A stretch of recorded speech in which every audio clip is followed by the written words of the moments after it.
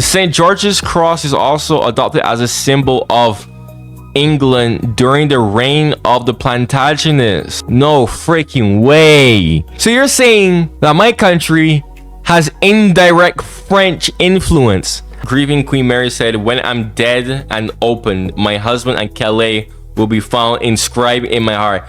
Bruh. Alright, special suggestion by my channel member, the French Kings of England.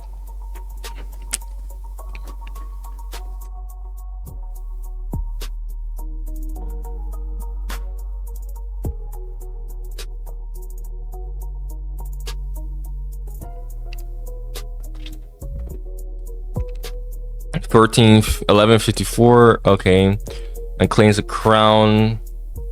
His okay. December 19th 1154. Without any opposition, he makes himself crown under the name Henry II. Thanks to his marriage with Eleanor, former wife of the King of France, he adds Aquitaine to his possession. Then he rules an immense territory on both sides of the Channel, commonly called the Angevin Empire. He starts to reform his kingdom, the center of his preoccupation. I've heard a bit of the Angevin Empire, but I never really like know the origins of the Angevin Empire. But wait, wouldn't these two rounds be distinct? Because wouldn't that how would that be an empire? That wouldn't really be like an empire. That would just be like you're just ruling two separate kingdoms, right? Under Angevin lordship, the kings of England will spend more time in France than in England.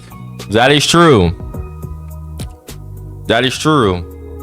Yep, Richard the Lionheart only spent 6 months in Britain. And you know what's even more crazy about this, actually? Richard the Lionheart, England's most prized hero, did not give a shit about England at all. Bro, there's a quote somewhere where he says something along the lines of, if I could sell all of England for France, then I would, or something like that. That was like the exact quote, but that was basically what he was basically saying, like his point, like, I don't give a shit about England. Oh my gosh, dude.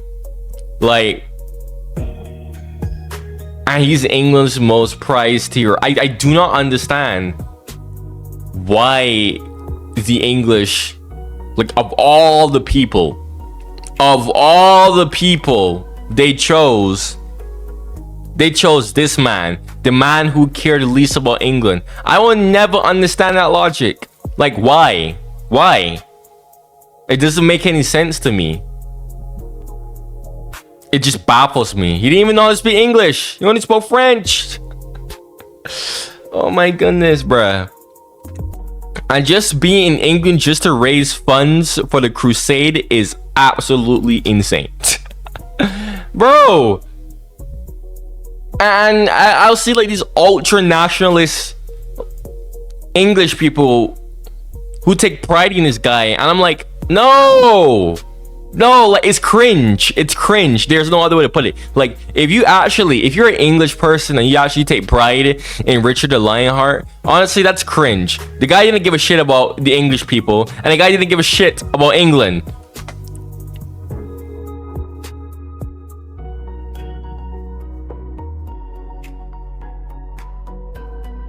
Unpopular, he was called the absent king by his subjects. Of course, today he's an iconic figure in English folklore, but he was a prince of the continent. Yeah, he only spoke French language and never learned English. That's mad. England's most prized hero didn't even know how to speak freaking English. Wow.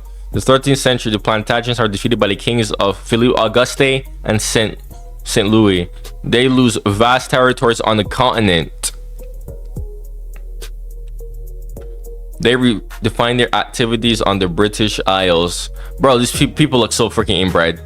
Scotland is conquered and Ireland is more closely controlled. The high offices of state until then reserved for the French began to be opened for the English. Nevertheless, the great noblemen of the kingdom are still French as regards as the culture and the language. The Plantagenets are vassals of the King of France for their continental possessions. But when the direct lineage of, I don't know how to pronounce that, dies in 1328, the clash with the Vela, I don't know how to pronounce that. Okay, it's the 100 Years' War.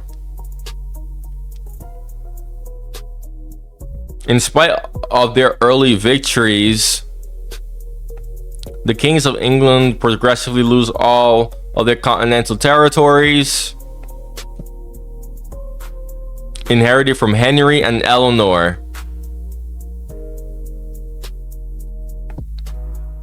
The last Calais falls in 1558.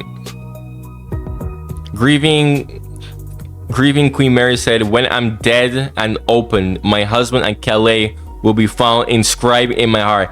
Bruh, that is wild to me. That is wild to me. But you know what's weird to me?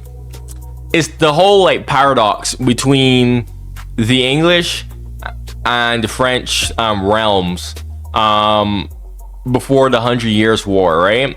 So English kings would be a vassal of France, but England wouldn't be a vassal of France. No, it's just that the English kings had continental, possessions which were vassalized by France. So it's like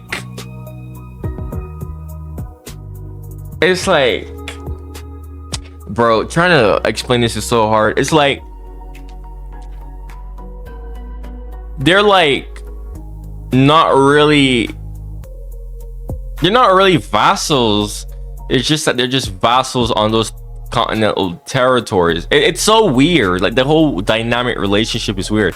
And you know what this whole thing reminds me of the whole both sides having like the Angevin Empire. The Angevin Empire was basically a personal union.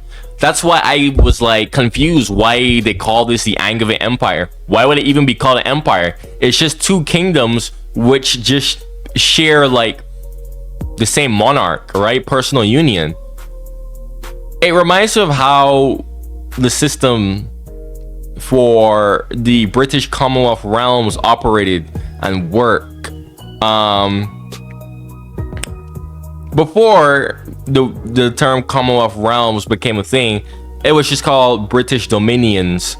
But they changed that because of decolonization, and that didn't really sound too pretty. So they changed the Commonwealth realms. But it basically is all these countries, the most popular being Australia, Canada, New Zealand. They share the same monarch, which is now King Charles III. But they're like independent countries. Like they all do their own thing. And the logic, I mean, we used to be a Commonwealth realm too until 2021. Okay, we all share the same monarch. Most of the Caribbean, most of the former British Caribbean, now called English Caribbean, they still have the monarchy.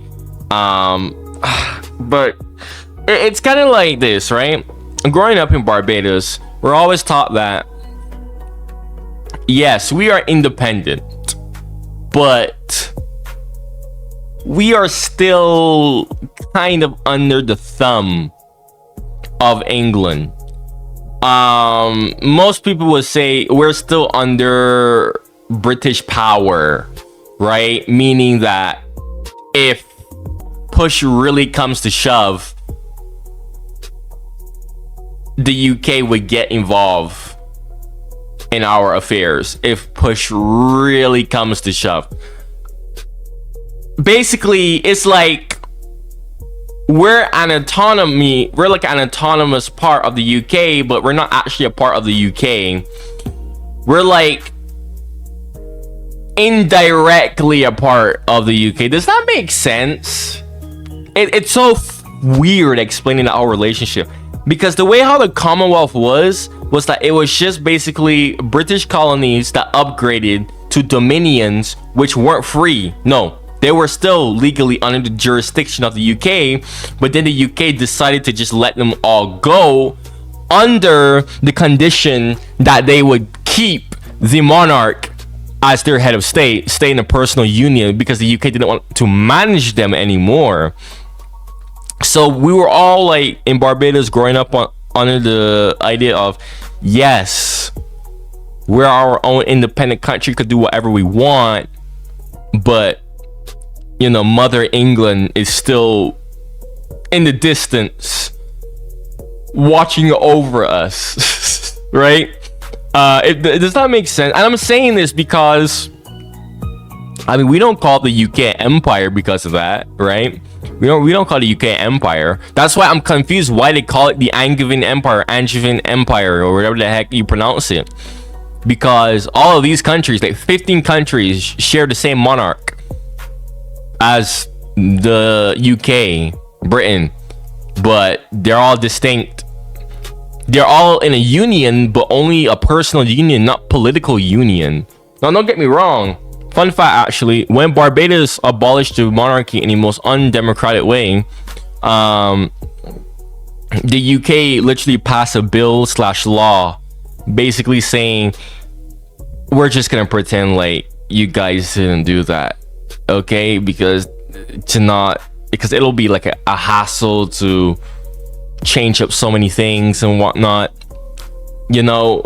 So they literally, so basically, technically, it's like the UK just basically pretends like we're still in a personal union, literally, according to that law. I'm not even kidding you.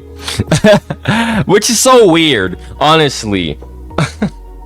But I'm just pointing that out because it's like related to this video.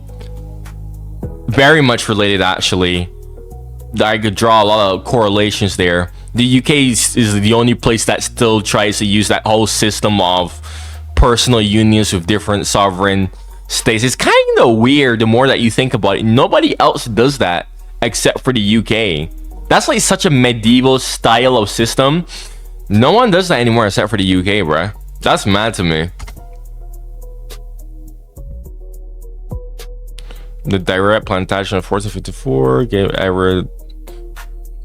Their political and military wars are determinate in the formation of modern England.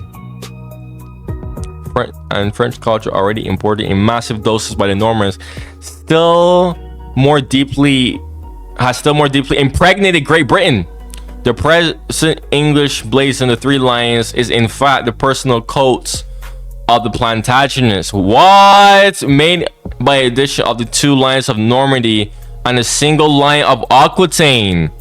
The St. George's Cross was also adopted as a symbol of England during the reign of the Plantagenets. What?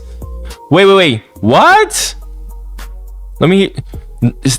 St. George's Cross is also adopted as a symbol of England during the reign of the Plantagenets.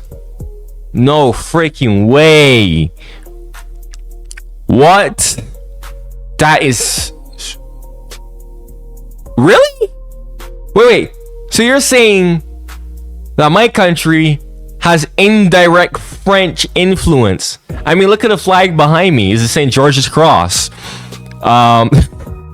This is a variant of the Barbados flag, actually. It's just used by the Navy, the naval ensign. Naval ensigns are still official flags of a country, just different variant. This flag was blessed to us by Queen Elizabeth II. So you're telling me that France has indirectly influenced my country because it directly influenced England? That is mad.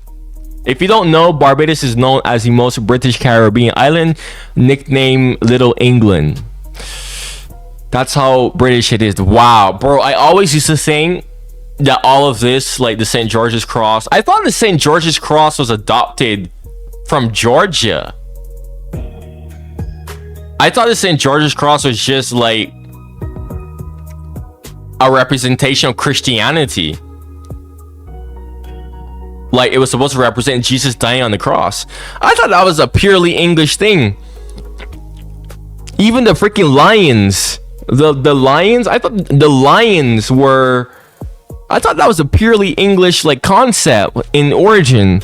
This is mind-boggling. Wine from Aquitaine imported from Britain for the French lords. The Gothic architecture or French style expands. That's insane, dude. The amount of influence, like indirect influence France has on my country. Bro, our parliament building is literally Gothic architecture. And that's like our most well-known building in our country. That's mad, bro. Courtly and chivalric literature is also imported from France. Bruh. The Roman de la Rose, which must inspire the first. Okay, I'm just reading now at this point.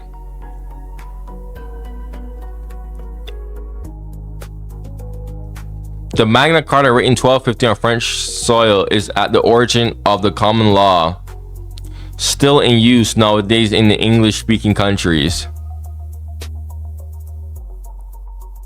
Political institutions such as the Parliament of England and the Model Parliament originate from the Plantagenet period. What? Wait. So even the English style of government has French origin? What? That's crazy because we use the exact form. We use the Westminster system. Okay, we literally copied the same exact form of government style from England in Barbados. Bruh. Oh my gosh, my whole life has been a lie. My whole life has been a lie, bruh. I always grew up thinking like in Barbados, like, you know, since we're like the most British Caribbean island, I always grew up thinking like, you know, all the British stuff, you know, was like purely like English in origin, like originating from England and Britain. But all of this stuff is just French, just French stuff. All the stuff that we're using in Barbados is literally French. Oh my goodness, my whole life has been a lie. Even the freaking universities, Cambridge and Oxford University is French origin. What? According to some sources, 30 or 40% of the present English language is made up of French words. I actually do know about that. These words don't come from Latin, but directly from the language of French, ruling under the Plantagenet. Ugh. Freaking overbite, making me mispronounce. I'm not even gonna try and pronounce those French sentences. These are the sentences respectively uttered by Richard. I'm not gonna say that French.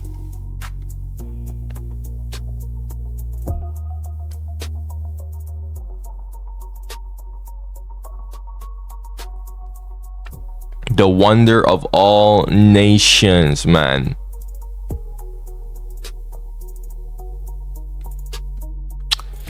That was mad. That was insane. If you made it all the way here, you're new to my channel and you like my reactions, man, subscribe. If you have any more France reactions like this, make sure to like and comment the suggestions in the comment below. Check out my other France reactions on my channel. If you want to become a channel member, it's only 99 cents if you're an active viewer of mine. Recently got a new member. Thank you to that person. I'll link the video in the description where I explain the benefits of being a member for just 99 cents, bruh. A month. But the main benefits are more priority for your comments to be replied to. You will have much more engagement with me. Your video suggestions will be done much more faster. Okay, none of my members are disappointed, man. Again, bruh. Thank you for watching and goodbye.